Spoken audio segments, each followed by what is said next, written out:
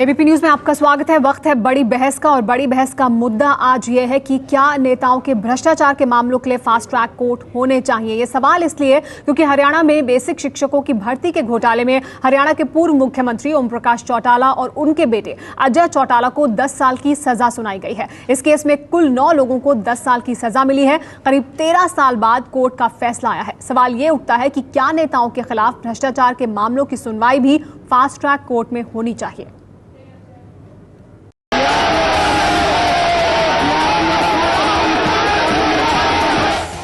दिल्ली की रोहिणी कोर्ट का माहौल तो सुबह से ही गर्म था, लेकिन दोपहर करीब 11:15 बजे जैसे ही कोर्ट ने हरियाणा के 4 बार के सीएम रहे ओम प्रकाश चौटाला को 10 साल की सजा सुनाई, माहौल और गर्मा गया। सजा पर फैसला 10 बजे ही होना था, लेकिन सुबह सुबह ही कोर्ट कैंपस में पहुंचे सैकड़ों चौटाला समर्थकों की वजह से कोर्ट की कार्यवाही देर से शुरू हुई।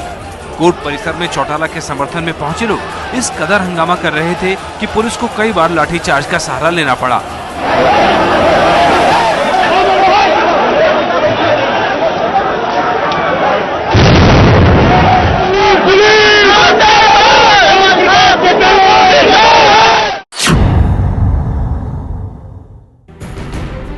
शिक्षकों को नौकरी देने के बदले घूस के दोषी ओम प्रकाश चौटाला को अदालत ने जुर्माने के साथ 10 साल की सजा दी है। ओम प्रकाश चौटाला और उनके बेटे अजय चौटाला सहित 9 लोगों को 10 साल की सजा सुनाई गई है। 9 आरोपियों को 10 साल की सजा है, एक को 5 साल की है और बाकी सबको 4-4 साल की। चौटाला के छोटे बेटे अभय चौटाला ने कहा है कि विशेष अदालत के फैसले को वो हाई कोर्ट में चुनौती देंगे। फैसले की कॉपी जब हमारे पास आ जाएगी, हम उसके बाद इसका लीगली एग्जामिन करवाएंगे और उसके बाद और कोर्ट है, हम हाई कोर्ट में जाएंगे।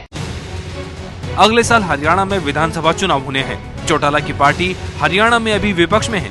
इनकी पार्टी अभी ना तो यूपीए में है और न ही एनडीए में। और तो और चौटाला पिता पुत्र के अलावा पार्टी में दूसरी पंक्ति का कोई नेता भी नहीं है। ऐसे में राजनीति के जानकार ये मान रहे हैं कि इस फैसले का सीधा राजनीतिक फायदा अब हरियाणा जनहित कांग्रेस और बीजेपी गठबंधन को मिल सकता है। चौटाला खत्म हुआ, कांग्रेस के विधायक और मंत्रियों के जिस प्रकार एक के बाद खुलासे भ्रष्टाचार और गुंडागर्दी के हो रहे हैं और भूपेंद्र सिंह हुड्डा के खिलाफ खुद भ्रष्टाचार के आरोप लग रहे हैं, तो हजका भाजपा के लिए स्टेज सेट है अगली सरकार को बनाने का। जो ये केस है, ये 2003 में सुप्रीम कोर्ट के निर्देशानुसार एनडीए की सरकार के दौरान ये इंक्वायरी शुरू हुई थी और आज उसका फैसला आया है। 1999-2000 में चौटाला के मुख्यमंत्री रहते हुए 3206 जूनियर बेसिक टीचरों की भर्ती हुई थी। उस समय हरियाणा में ओम प्रकाश चौटाला मुख्यमंत्री थे। आरोप है कि घूस लेकर शिक्षकों की भर्ती हुई थी। आरोपों के मुताबिक एक उम्मीदवार से 2 से 3 लाख रुपए लिए गए थे। सीबीआई ने इस केस की जांच की और 16 जनवरी को चौटाला सहित 55 लोगों को दोषी माना गया। अदालत ने अपने फैसले में साफ कहा कि चौटाला सरकार के दौरान टीचरों की जो नियुक्ति की गई थी, उसमें से बहुत बड़ी संख्या में टीचर्स ऐसे थे जिनको 17 या 17 से अधिक नंबर मिले थे इंटरव्यू के दौरान और इसी आधार पर उनकी नियुक्ति की गई।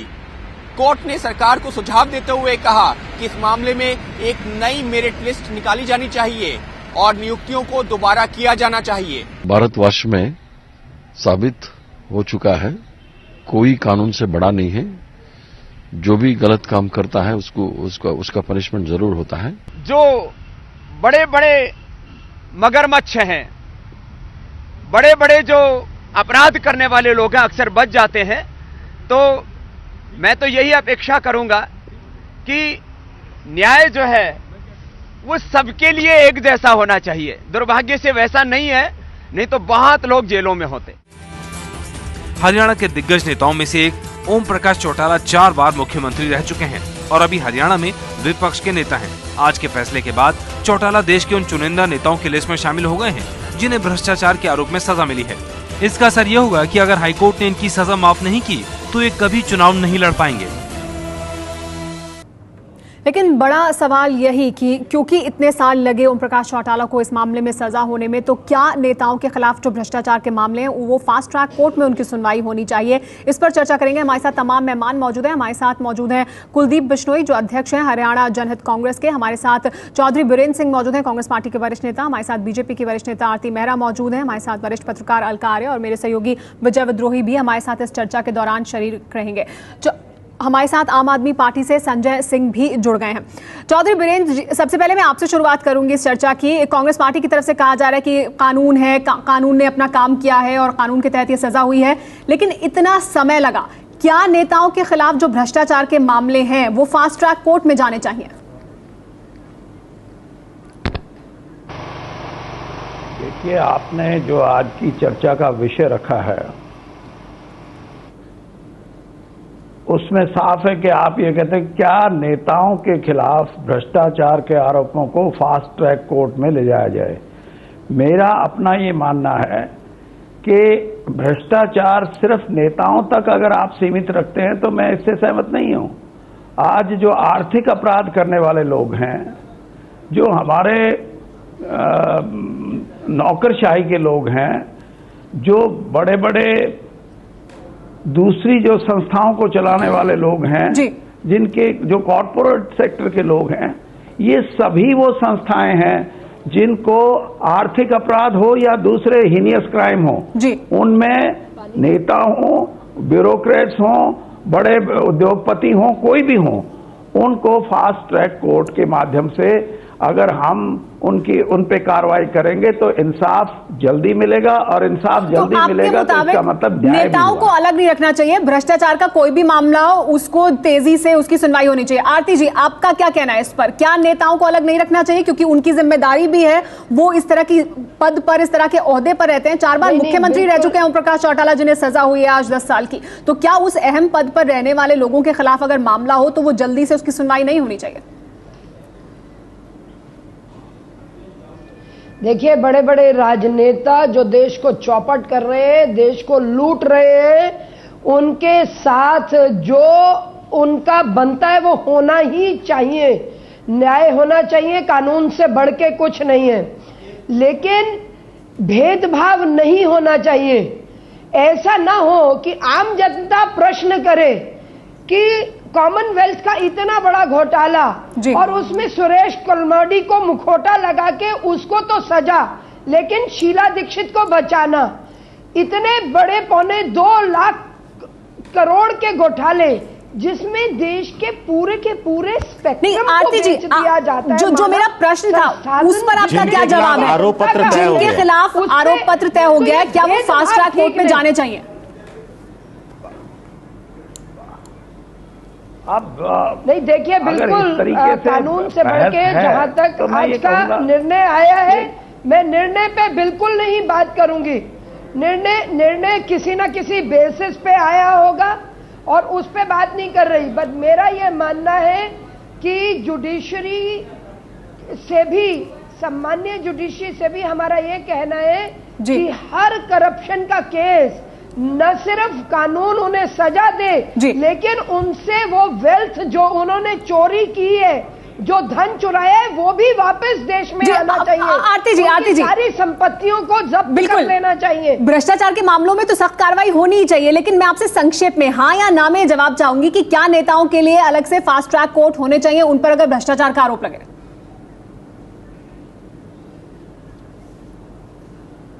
बिल्कुल जी, ठीक है, आगे बढ़ते हैं। संजय सिंह हमारे साथ मौजूद हैं, आम आदमी पार्टी के नेता। संजय, आपने सुना चौधरी बीरेन्द्र सिंह, उनका यह कहना कि नेताओं का भ्रष्टाचार अलग नहीं होना चाहिए, कहीं पर भी भ्रष्टाचार है तो सबको एक नजर से देखना चाहिए, जल्दी सुनवाई होनी चाहिए। और आरती जी का यह कहना है कि नेताओं के लिए अगर उनके खिलाफ मामला है तो वो फास्ट ट्रैक कोर्ट में जाए। देखिए, जो चौधरी बीरेन्द्र सिंह कह रहे थे, ये बात ठीक है कि भ्रष्टाचार के हर मामले में त्वरित कार्रवाई होनी चाहिए, लेकिन जहां तक नेताओं का सवाल है, सरकारी कर्मचारियों पर, ब्यूरोक्रेसी पर, अधिकारियों पर नियंत्रण रखने का दायित्व और जिम्मेदारी किसके ऊपर है? नेताओं के ऊपर है। लोकतंत्र में पहला स्तंभ माना जाता है विधायिका को। जो मुख्यमंत्री होता है, जो मंत्री होते हैं, उनका काम होता है कि वो सरकारी कर्मचारियों पर, अपने अधिकारियों पर नियंत्रण रखे। ये बात बिल्कुल सही है कि ब्यूरोक्रेसी भी पूरी तरीके से भ्रष्ट हो गई है, उनके खिलाफ भी कार्रवाई होनी चाहिए। लेकिन जो चौटाला साहब का घोटाला हुआ है, इसमें 13 साल के बाद सजा हुई। सीबीआई एक सबसे मजबूत जांच एजेंसी है और आज वो चूंकि विपक्ष में है इसलिए कार्रवाई हो भी पाई। अगर शायद सत्ता पक्ष के साथ जुड़े होते तो ना हो पाती। ये बात मैं इसलिए कह रहा हूं कि मायावती जी ने अपने जब शासनकाल में सफाई कर्मियों की भर्ती की थी, उसमें भी घोटाला हुआ था।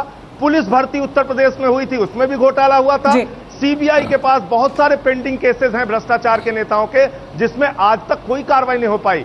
तो यह बात बिल्कुल सही है कि देश के अंदर नेताओं के खिलाफ भ्रष्टाचार के मामलों के लिए फास्ट ट्रैक कोर्ट बनना चाहिए और जल्दी से जल्दी उनके खिलाफ सजा नेताओं के खिलाफ जो मामले हो उसको लेकर फास्ट ट्रैक कोर्ट बनना चाहिए। कुलदीप बिश्नोई भी हमारे साथ मौजूद है। कुलदीप जी, जो अब ये फिलहाल संजय कह रहे हैं कि क्योंकि विपक्ष में इस वजह से कार्रवाई हो पाई, सत्ता में जो लोग रहते हैं उनके खिलाफ तो कार्रवाई में भी बहुत समय लगता है। कम कराइए मेरी।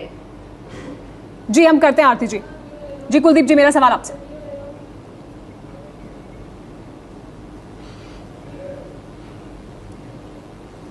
नहीं, देखिए, सत्ता में कार्रवाई भी बहुत नेताओं पे हुई है, सत्ता में रहते हुए भी और सत्ता के बाहर भी नेताओं के ऊपर कार्रवाई हुई है। लेकिन ये मैं इस बात का पूर्ण रूप से पक्षधर हूं कि फास्ट ट्रैक कोर्ट बनने चाहिए, चाहे वो नेता हो, चाहे वो अभिनेता हो, चाहे वो एक अधिकारी हो। भ्रष्टाचार का हर हालत के अंदर फास्ट ट्रैक होना चाहिए। इस प्रकार आज बलात्कार के लिए भी डिमांड फास्ट ट्रैक की जा रही है।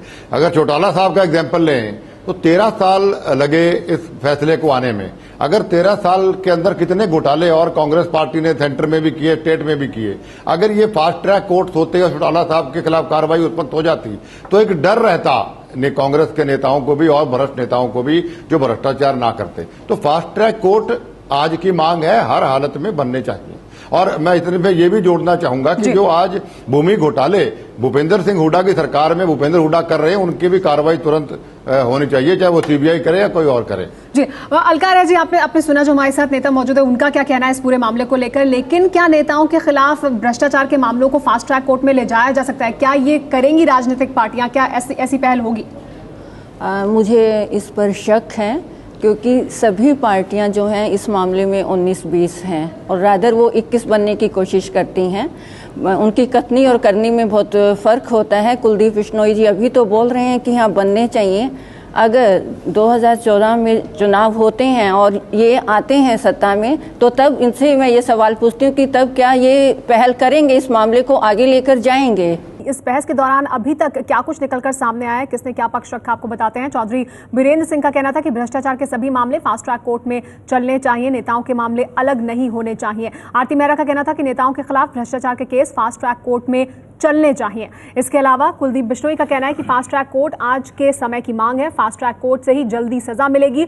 और संजय सिंह का कहना है कि सरकारी कर्मचारियों पर तो सरकार का नियंत्रण होता है, नेताओं के खिलाफ केस जरूर फास्ट ट्रैक कोर्ट में चलने चाहिए। हमारे साथ सभी मेहमान बने हुए हैं और ये चर्चा जारी है। मुझे आपसे मैं जानना चाहूंगी कि ये जो मामला है, चाहे हम चौटाला का मामला लें या चौटाला के अलावा और भी बड़े बड़े नेता जिनके खिलाफ इस तरह के मामले हुए, या तो उन्हें बहुत समय लग जाता है, बहुत सालों में नतीजा निकलकर सामने आता है। क्या नेता जिस तरह के पद पर रहते हैं उनके मामले फास्ट ट्रैक कोर्ट में नहीं जाने चाहिए? देखिए, फास्ट ट्रैक कोर्ट में तो मामला तब जाएगा जब वो ट्रायल की स्टेज में आएगा। यहाँ तो मैं दूसरी बात कहना चाहता हूँ, बहुत सारे ऐसे मामले हैं नेताओं के खिलाफ जो ट्रायल की स्टेज पर ही नहीं पहुँच पाते। लंबे समय तक जांच पर जांच चलती रहती है, सरकारें बदलती हैं, जांच में ढिलाई हो जाती है, सरकार बदलती है तो जांच में तेजी आ जाती है, जो भी उनको सूट करता है, जो पॉलिटिकल के हिसाब से। जैसे मुलायम सिंह या मायावती वाला मामला हम देख रहे हैं, जाँच पर जाँच, ट्रायल की स्टेज पर मामले आते ही नहीं है। पहली बात तो मुझे तो लगता है कि फास्ट ट्रैक कोर्ट में तो जाना ही चाहिए, उससे पहले जांच समय पर पूरी हो, 1 साल हो या मैक्सिमम 2 साल में जांच पूरी हो जानी चाहिए, इसकी भी व्यवस्था रखनी चाहिए। जी चौधरी बीरेंद्र, आपसे जानना चाहूंगी, आपका ये कहना है कि नेताओं के मामलों को अलग नहीं रखना चाहिए, भ्रष्टाचार कहीं भी हो, लेकिन नेताओं के साथ तो सत्ता जुड़ी हुई है और उससे जुड़ा हुआ है, जिस तरह से अभी विजय कह रहे हैं कि ट्रायल भी शुरू नहीं हो पाता, सालों तक जांच ही चलती रहती है और फिर जांच शुरू हुई तो सालों तक केस चलता रहता है। एक तो जांच के बारे में मैं आपको स्पष्ट कर दूं, अगर जांच पूरे तौर पे संपूर्ण नहीं होती और सभी तथ्य कोई भी, चाहे सीबीआई है चाहे स्टेट की पुलिस है, वो सामने रख के नहीं चालान पेश करेगी तो उस केस में कमी रहेगी और अंततः होगा क्या उस केस की कमी की वजह से कोई भी दोषी, कोई भी अपराधी वो दोष मुक्त हो जाएगा। दूसरी बात मैं ये कहना चाहता हूं कि जो अपराध आप राजनेताओं की बात करते हो, फास्ट ट्रैक कोर्ट का मतलब सिर्फ राजनेता नहीं है। मैं आपको कहना चाहता हूं कि गडकरी जी के जो इनकम टैक्स के बारे में बात हुई, अगर उन्होंने कोई इनकम टैक्स में और जिस तरह झूठी कंपनियां बना के झूठे लोगों को खड़ा किया, अगर यही इसी की जांच फास्ट ट्रैक कोर्ट में होएगी तो पता लगेगा कि देश के बड़े बड़े नेता जो बड़ी बड़ी पार्टियों को हेड करते हैं, उनका ये हाल है कि वो भी कानूनी प्रक्रिया में इस तरीके से काम करते हैं। तो मेरा कहने से अभिप्राय नहीं, आप सुनिए मेरी बात, आप सुनिए। दूसरी बात जो है वो जब सरकारी कर्मचारी कोई सरकारी अधिकारी शपथ लेता है इस बात की कि मैं जब तक सरकारी अधिकारी रहूंगा मैं ईमानदारी से काम करूंगा, तो उसकी भी उतनी जिम्मेदारी है जितनी कि एक राजनीतिक व्यक्ति की होनी चाहिए। जी आरती जी, जो अभी वीरेंद्र जी कह रहे हैं कि ये अलग अलग नहीं कर सकते, आप नेताओं के भ्रष्टाचार का मामला अलग नहीं कर सकते, उन्होंने नितिन गडकरी का जिक्र किया। देखिए ऐसा है कि कस्टोडियन जो होते हैं, ब्यूरोक्रेसी हो या चुन के आने वाले प्रतिनिधि हो, उनके जिम्मेदारी, उनका नैतिक दायित्व अधिक बढ़ जाता है जी। और जो इन्होंने नितिन गडकरी जी की बात कही, मैं तो क्या, नितिन गडकरी जी स्वयं पहले दिन से कह रहे हैं कि जांच करो। जांच तो तब करोगे ना जब कोई एफआईआर होगी, जब कोई किसी तरह का चार्जशीट होगा। लेकिन वो फिर भी कह रहे हैं सुओ मोटो कि आप मेरी जिस भी एजेंसी से जांच करानी है, क्योंकि ये पॉलिटिकल प्रेशर ठीक नहीं। पॉलिटिक्स को अपने हित में यूज करना, सीबीआई को, अभी वो मुलायम सिंह जी के विषय में कह रहे थे, वो अभी बात कह रहे थे मायावती जी के बारे में, पूरा देश देख रहा है कि किस तरह से स्ट्रिंग्स को खींचा जाता है और कैसे स्ट्रिंग्स को छोड़ा जाता है। फिर खींच लेते हैं अपने हक में, फिर छोड़ देते हैं। और यही बड़ा सवाल है कि क्या केस आया उसमें जो क्या वो नेता जो सत्ता के करीब होते हैं, समय पर हो, जांच समय पर हो, मामले तेजी से आगे बढ़े, क्योंकि नेता जो सत्ता के करीब होते हैं उनके मामले लंबे समय तक लंबित रहते हैं, लटके रहते हैं। मैं तो कहती हूँ इस पर, और ये जो झूठी जांच है वो फ्लैट गिरे। जी हाँ, और फास्ट ट्रैक कोर्ट में जाएंगे तो झूठी जांच भी सामने आ जाएगी निकलकर, वो मामला जल्दी से जल्दी निपटेगा। हमारे साथ ओम प्रकाश चौटाला की तरफ से उनका पक्ष रखने के लिए इस चर्चा में कोई मौजूद नहीं है, लेकिन उनका जो पक्ष सामने आया है, उनकी पार्टी का जो पक्ष है, उनका जो पक्ष है वो ये है कि ये साजिश है, उनके खिलाफ साजिश की गई है, कांग्रेस पार्टी द्वारा सीबीआई का इस्तेमाल किया गया, गलत इस्तेमाल। हमारे साथ सभी मेहमान भी बने हुए हैं। वीरेंद्र जी, ये आरोप लगाया जा रहा है ओम प्रकाश चौटाला की तरफ से, उनकी पार्टी की तरफ से, कि ये साजिश है उनके खिलाफ, आप लोगों पर सीधे आरोप लगा रहे हो। देखिए, जब वो मुख्यमंत्री थे तो उन्हीं के एक उच्च अधिकारी, आईएएस अधिकारी ने ये खुलासा किया था कि टीचर्स की भर्ती में लिस्टें बदली गई हैं और उन्होंने ही अदालत का दरवाजा खटखटाया था। फिर भी 4 साल तक कोई कार्रवाई नहीं हुई।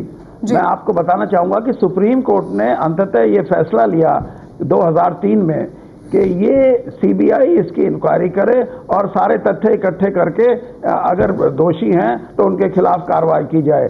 सुप्रीम कोर्ट की हिदायत के बाद ये सीबीआई ने इस जांच को आगे चलाया था।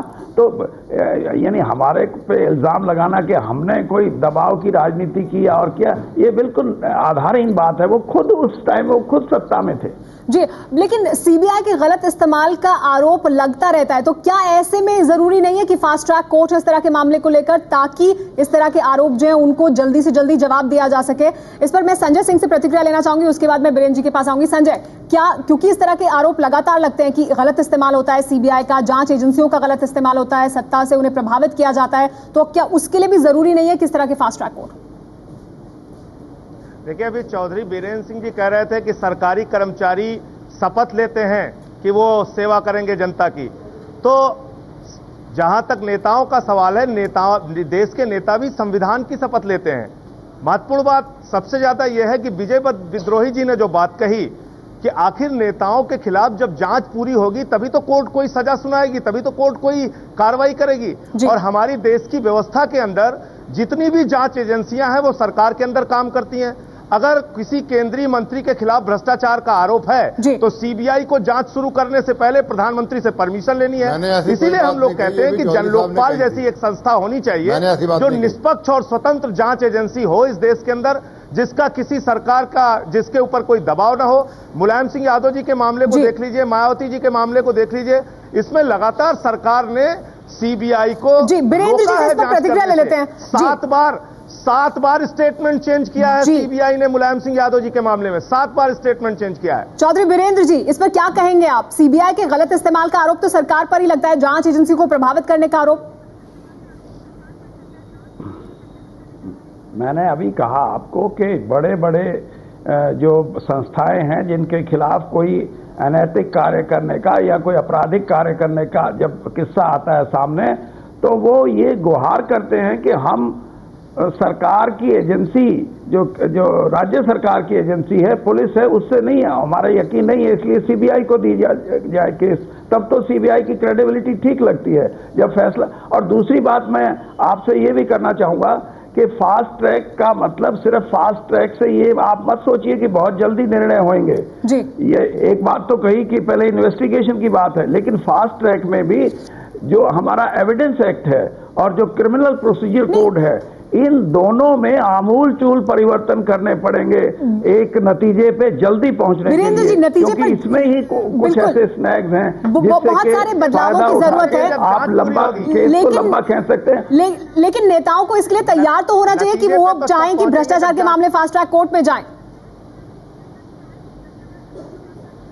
मैंने कहा कि नेताओं की बात नहीं है, मैं फिर ये दोहराता हूं कि हर आदमी जो हीनियस क्राइम करता है, जो आर्थिक अपराध करता है, चाहे वो सियासी हो, चाहे कोई बिजनेसमैन हो, चाहे कोई नौकरशाह हो, सबको अगर उन्होंने देश के साथ कोई धोखा किया है, कानून व्यवस्था को ताक पे रख के कोई काम किया है, तो उनके खिलाफ फास्ट ट्रैक। नहीं बीरेंद्र जी, क्या आपको नहीं लगता कि सरकार में जो लोग बैठे हैं, क्या आपको नहीं लगता जो एमपी हैं, एमएलए हैं, उनकी ज्यादा जिम्मेदारी है? वो कानून बनाते हैं, वो अगर कानून को तोड़ रहे हैं, वो अगर भ्रष्टाचार को अंजाम दे रहे हैं, तो उनके खिलाफ जल्द से जल्द सुनवाई होनी चाहिए। 13-13 साल, 24-24 साल तक मामले लटके रहे और वो चुनाव लड़ते रहे और कानून बनाते रहे।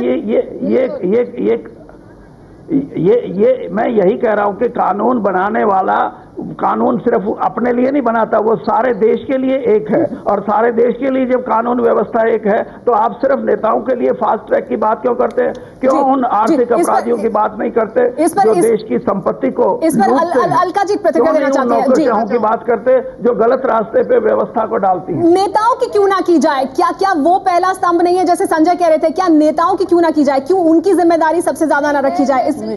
जी आज आरती जी मैं आपके पास आती हूँ, अलका जी भी इस पर कुछ कहना चाहती हैं। जी अलका। देखिए, नेताओं से हम ये सवाल बार बार पूछना चाह रहे हैं और जवाब इसलिए चाहते हैं कि उनको एक मिसाल जनता के सामने रखनी चाहिए कि हम ईमानदार हैं। अगर नेता ईमानदार होंगे तो जनता भी अपने आप उनको फॉलो करेगी, ईमानदार होगी। इसीलिए नेताओं के लिए एक फास्ट कोर्ट की जो यहाँ पे सवाल खड़ा किया जा रहा है, वो सवाल मुझे लगता है कि बहुत हद तक जायज है। आप इसका स्पष्ट उत्तर देने से क्यों बच रहे हैं? आप आम जनता को भी इसके अपने साथ कैसे रख सकते हैं? जी हाँ, क्योंकि मिसाल कायम करने की जिम्मेदारी क्या नहीं है नेताओं की? वीरेंद्र जी, फिर मैं आरती जी के पास भी जाती हूँ, वो प्रतिक्रिया देना चाह रही है इस पर। मैंने फिर यही मैं दोहराऊंगा कि जो भी देश की व्यवस्था को चलाने में जिनका योगदान है, चाहे वो किसी भी पद पे हैं, नेता भी हैं, मैंने ये नहीं कहा कि नेताओं के लिए फास्ट ट्रैक कोर्ट नहीं होनी चाहिए, लेकिन उन अपराधियों के लिए भी जो देश की आर्थिक व्यवस्था को खराब करने में जिनकी भूमिका रही है, उन अपराधियों को जो कानून को ताक पे रख के किसी भी काम को करने को प्रोत्साहित करते हैं, चाहे वो सरकार में बैठ के करते हैं, वो सब उतने ही अपराधी है। और सबके लिए फास्ट ट्रैक कोर्ट ऐसे बड़े लोगों के लिए होनी चाहिए, चाहे वो नौकरशाह है, नेताओं को अलग ना किया जाए, चाहे वो बड़े बिजनेसमैन हैं। लेकिन मैं तो देखिए फिर यही कहूंगा जो मैं पहले कह रहा था कि एविडेंस एक्ट में परिवर्तन हो, ये सब ट्रायल की स्टेज में ये सब चीजें काम आती हैं। अगर जांच ही आपकी देर से होगी, जांच में ही अगर राजनीतिक पार्टियां अपने अपने तरीके से जांच प्रभावित करने की कोशिश करेंगी, तो फिर वो मामला फास्ट ट्रैक कोर्ट में जाए या किसी दूसरे कोर्ट में जाए, कोई उसका ज्यादा फर्क नहीं पड़ेगा। अगर जांच समय पर पूरी होती है, पुख्ता ढंग से जांच होती है, तो साधारण कोर्ट में भी उसमें तेजी से सुनवाई करने की दबाव डाला जा सकता है। बेसिक बात है जांच की। और दूसरी बात है कि फास्ट ट्रैक कोर्ट में अगर ये मामले जाते हैं तो बहुत से पॉलिटिकल नेता हैं जिनके खिलाफ छोटे मोटे मामले और लंबे समय तक चलते रहते हैं, वो खामखा उनके साथ, वो उनकी इमेज के साथ जुड़ा रहता है, वो भी उनकी इमेज ठीक होगी। और एक और बड़ी बात मुझे कहनी है कि अभी 641 एमएलए और एमपी है जिनके ऊपर गंभीर मामले हैं। फास्ट ट्रैक कोर्ट में अगर ट्रायल की स्टेज के बाद ये मामले जाते हैं तो कैसा ना हो कि चुनाव आयोग का खर्चा बढ़ जाए। जी हाँ, आरती जी इस पर आप भी प्रतिक्रिया देना चाहती थी। और जो विजय उठा रहे थे बात, इतने अगर एमपी एमएलए हैं जिनके खिलाफ इस तरह के गंभीर मामले हैं, बलात्कार, हत्या की कोशिश, क्या ये मामले जल्दी से जल्दी नहीं इनकी सुनवाई होनी चाहिए? बिल्कुल, मेरा स्ट्रांगली ऐसे मानना है। मैं भी पब्लिक लाइफ से पिछले लगातार 17 साल से चुनी हुई प्रतिनिधि भी 15 साल रही हूं, तो मैं ये मानती हूं कि जो लोग जनप्रतिनिधि हैं या जो लोग कस्टोडियन हैं सरकार के वित्त को संभालने की, जिनके ऊपर जिम्मेदारी है, सही प्रकार से डिस्ट्रीब्यूशन की जिनकी जिम्मेदारी है, वही लोग अगर चोरियां करेंगे, वही जो घर की रखवाली करने के बदले लुटेरे बन जाएंगे, तो उन पे तो डबल जिम्मेदारी होनी चाहिए। और उनके ऊपर अगर किसी तरह का आरोप लगता है तो उस पे फास्ट ट्रैक जांच भी टाइम बाउंड पीरियड में होनी चाहिए और फास्ट ट्रैक कोर्ट भी होनी चाहिए, उनकी पनिशमेंट भी तय होनी चाहिए। लेकिन दूसरी बात, अगर उन्हें पब्लिक लाइफ में झूठे आरोप लगे जाते हैं तो झूठे आरोप से भी वो बचे। जी हाँ, वो भी जल्दी होगा। भी वो बचे, उनका भी फास्ट ट्रैक कोर्ट हो और वो पूरी तरह से बरी हो। कुलदीप बिश्नोई भी इस पर प्रतिक्रिया देना चाहते हैं। चिपके न रहे। कुलदीप बिश्नोई को भी सुन लेते हैं। जी कुलदीप जी, आपकी प्रतिक्रिया।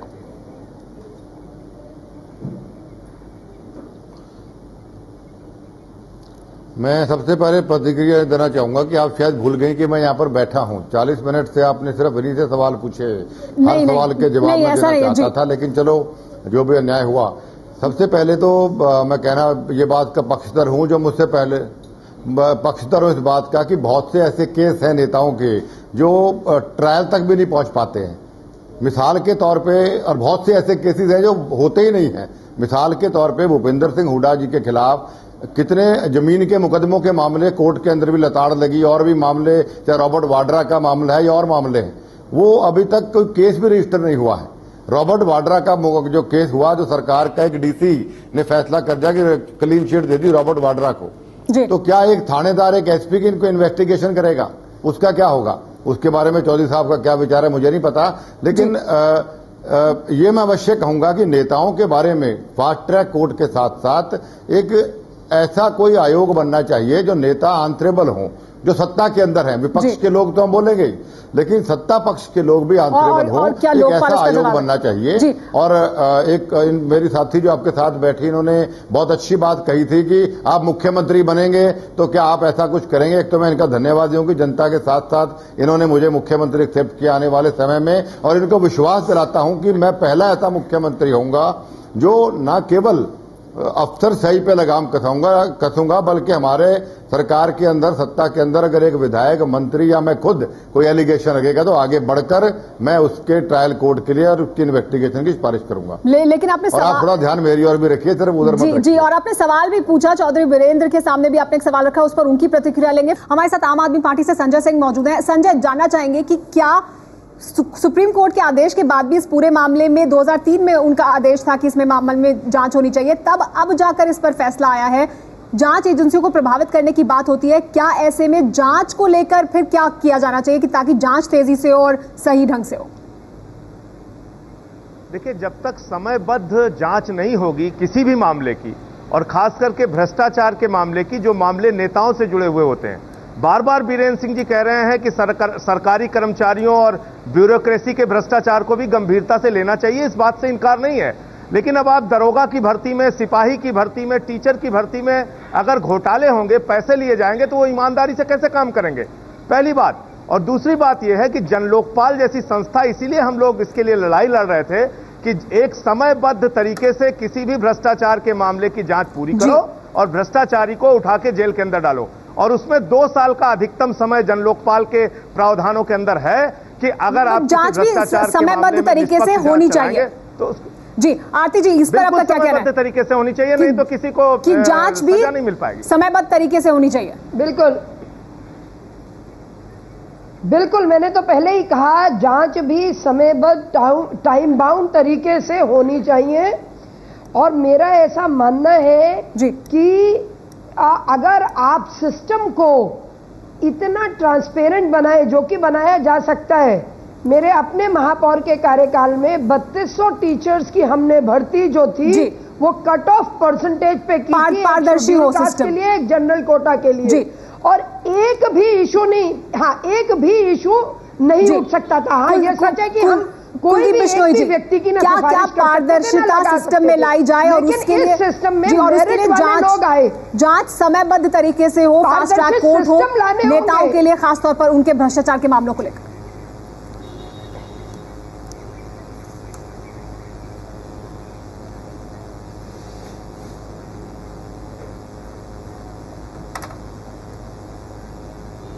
कुलदीप जी, आपसे मेरा सवाल था।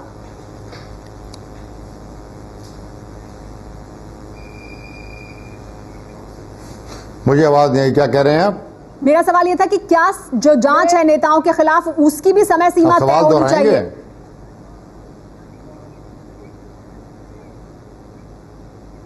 मैं आपसे ये कहना चाहूंगी, समय सीमा तय, जैसा मैंने पहले भी आपसे कहा कि तय होनी चाहिए, चाहे वो नेता है चाहे वो कर्मचारी है। जो सेम क्वेश्चन है। जी हाँ, वीरेंद्र जी, आप अभी जो संजय कह रहे थे कि अलग नहीं किया जा सकता मामला, नेताओं पर ज्यादा जिम्मेदारी है, उन्हें मिसाल कायम करनी है। आप और मैं एक बात कहना चाहूंगा, मैं निकलना चाहूंगा, 6:30 बजे मेरा एक और इंटरव्यू था। जी कुलदीप जी आप जा सकते हैं, शुक्रिया। वीरेंद्र जी, आपसे मेरा सवाल।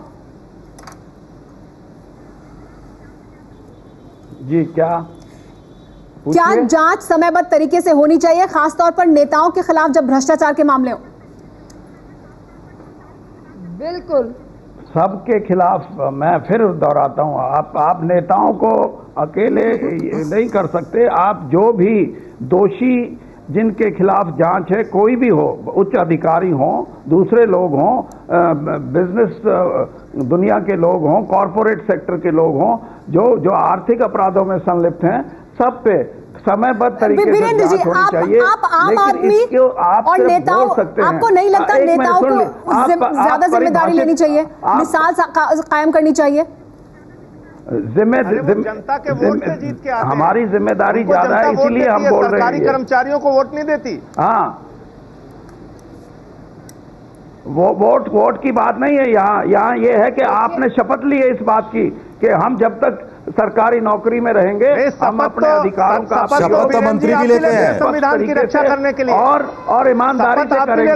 नहीं, सरकारी कर्मचारियों के और अधिकारियों के भ्रष्टाचार पे कार्रवाई आपको करना है। हम भी लेते हैं।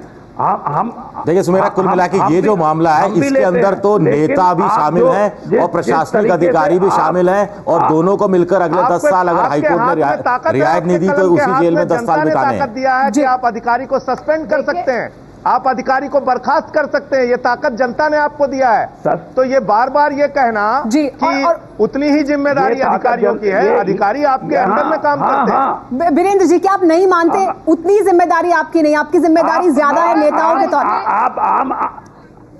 मैं फिलहाल रुक रहे हैं कुछ देर के लिए। एबीपी न्यूज पर इस चर्चा में शरीक होने के लिए आप सभी मेहमानों का बहुत बहुत शुक्रिया। नेताओं की क्या जिम्मेदारी ज्यादा नहीं बनती, क्योंकि वो इस तरह के अहम पदों पर होते हैं जहां पर वो देश के लिए कानून बनाते हैं। क्या उनके खिलाफ अगर भ्रष्टाचार के मामले हो, ये अहम सवाल है, तो क्या वो फास्ट ट्रैक कोर्ट पे नहीं जाना चाहिए?